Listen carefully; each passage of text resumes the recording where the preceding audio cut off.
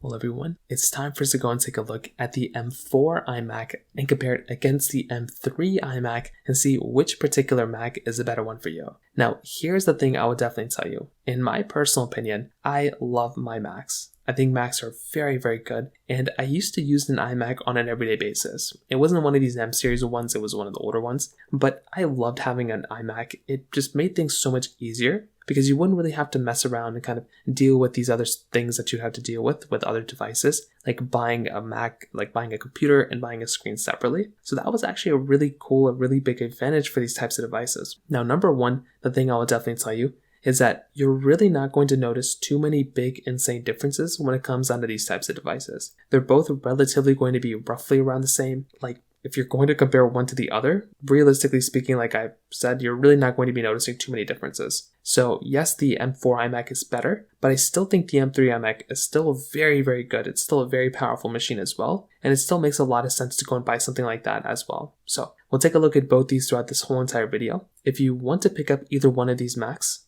throughout this whole entire video, links will be down in the description. For the cheapest prices I can find, you can get them from there, and you can help support the channel at the exact same time.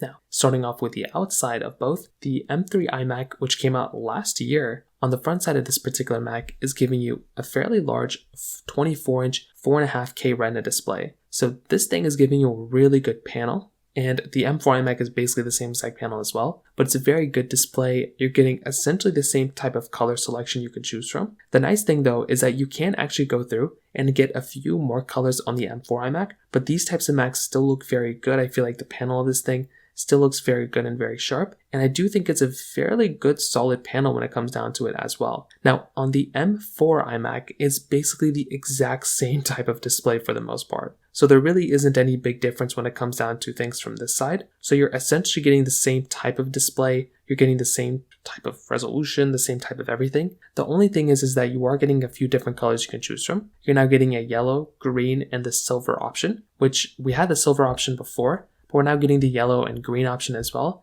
And I think this purple option too, which is kind of cool. So you are getting a few more options for the most part on that particular device than some other ones. So that is kind of a nice thing going on for that type of, device. If you wanted to go ahead and get a different type of coloring, well, you can get it for the M4 iMac, but basically the same type of thing. Now you can also get the 2-port option or the 4-port option as well. So it really just depends on which one you actually prefer. Of course, the 4-port option is going to be more expensive, so that in and of itself is just one thing to keep in mind here. But I do think it's a nice kind of, layout on both. And I don't think it's that big of a deal, but definitely when it comes down to both, you're definitely getting the same type of layout for the most part. There really isn't like this big, massive difference. However, when it does come down to some more differences, it's probably when it comes down to the whole entire lineup of things that are kind of going on inside. So when it comes down to kind of the configuration of both, you can kind of see that, in my personal opinion, you're really not going to be getting, like I said before, like a big massive changes or big massive differences when it comes down to either one, because they both look relatively the same. But the price tag is the one area of these particular devices that a lot of people might be a little bit turned off with. So because the M3 iMac has been out for, a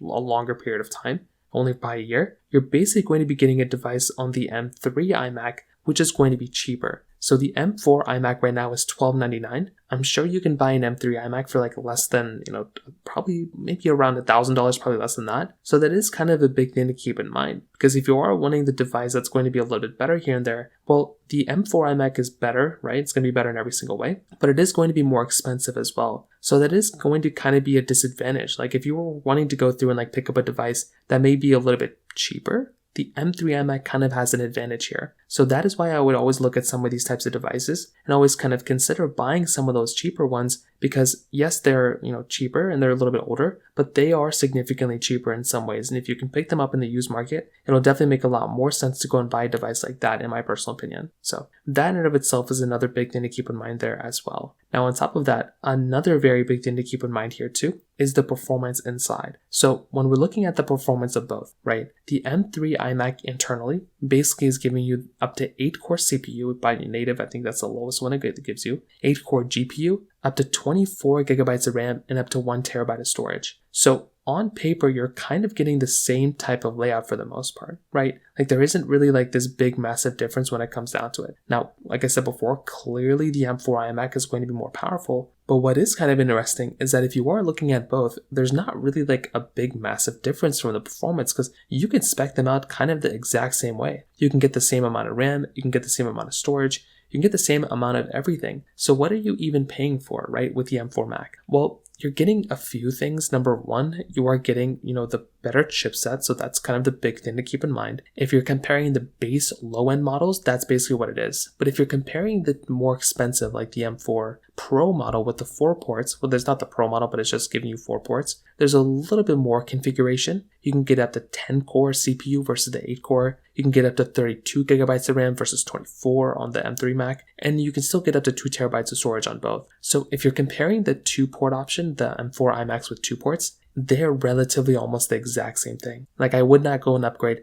from an M3 iMac to an M4 iMac. It just really wouldn't make too much sense in my personal opinion. But if you were going to that 4-port option, which I would probably recommend a majority of people to go and buy, that is where you're going to be noticing some bigger differences here. So once again, I think that in of itself is a very, very big thing to kind of keep in mind there. So from a performance perspective, clearly if you're going to pick up one, I would probably say that the M3 iMac is the one that's going to be more powerful. It's going to be, if you're going to pick up one, the M4 iMac, not the M3 iMac. The M4 iMac is going to be the one that's going to be more powerful, and it is going to be the better one for the most part. But if you want to swing for a little bit of a cheaper Mac, that's still very, very powerful, the M3 iMac is still, I think, very powerful and still very, very fast as well. So kind of keep that in mind when you're kind of looking at both of these. Now, another very big thing to keep in mind here too is the fact that with both these particular Macs, they're both going to be supported with software still for many, many years. So they're really not going anywhere anytime soon. They also have Apple Intelligence still, so I think Apple's going to focus in on that and try to expand Apple Intelligence a little bit more on both. But these two things are going to be supported with software for many, many years to come. So you really don't have that much to worry about here when it comes down to both these devices from that perspective.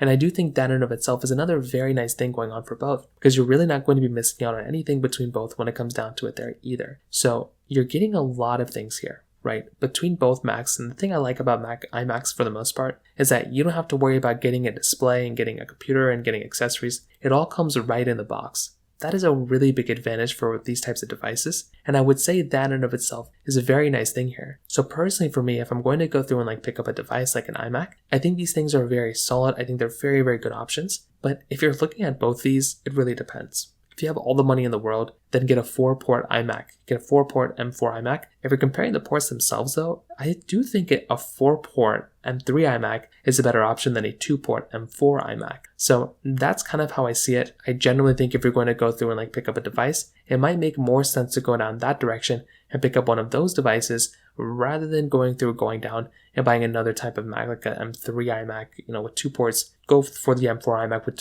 2 ports at that point. But I do think a 4-port M3 iMac could be better than an M4 iMac with 2 ports. So that kind of covers it up there for the most part. If you have any other thoughts or questions, let me know in the comment section below. Hit the like button, that would mean so much, but definitely hit that subscribe button. More importantly than everything else, I love every single one of you guys. Hopefully I'll catch you guys in the next video. Peace out till then.